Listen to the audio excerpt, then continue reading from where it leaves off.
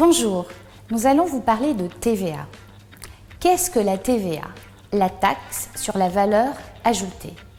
C'est un impôt indirect qui a été créé dans les années 1950. Aujourd'hui, la TVA représente plus de 50% des recettes fiscales de l'État. C'est un impôt indirect parce que le coût de la TVA est supporté par le consommateur final, alors que c'est l'entreprise qui est redevable de la TVA. Une entreprise qui vend un produit ou une prestation de service va intégrer dans son prix de vente le coût de la TVA. Le consommateur final va acheter ce produit ou ce service TTC, c'est-à-dire taxe comprise. Ensuite, l'entreprise va reverser à l'État la TVA. Pour l'entreprise, toutefois, la TVA est neutre. Une entreprise qui vend un produit va collecter la TVA, mais elle va pouvoir déduire de ses achats la TVA qui est venue augmenter le prix d'achat. La TVA déductible et la TVA collectée vont être ensuite comparées. Si la TVA collectée est supérieure à la TVA déductible, alors l'entreprise devra reverser de la TVA à l'État. A l'inverse, si la TVA déductible est supérieure à la TVA collectée, l'entreprise sera en situation de crédit de TVA, c'est-à-dire que l'État devra lui rembourser ce montant. Il existe plusieurs taux de TVA et des régimes également différents en fonction de seuil de chiffre d'affaires. Qu'en est-il à La Réunion? À La Réunion, comme en Guadeloupe, en Guyane ou en Martinique, des dispositions particulières existent en matière de TVA, notamment en termes de taux.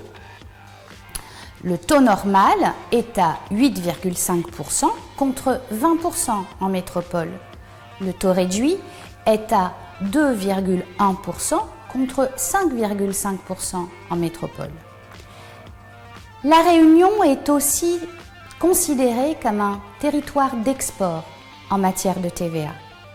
C'est-à-dire qu'un fournisseur métropolitain va devoir émettre une facture hors taxe à son client réunionnais.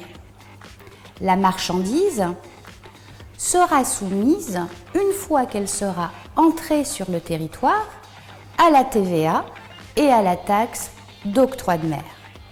Le taux de TVA et la taxe d'octroi de mer dépendent de la nature de la marchandise. Selon une étude du Césaire de La Réunion de 2015, pour 80% des produits importés, le cumul de la TVA et de la taxe d'octroi de mer aboutit à une taxation de l'ordre de 15%, soit d'un montant inférieur au taux normal de TVA en métropole qui est à 20%.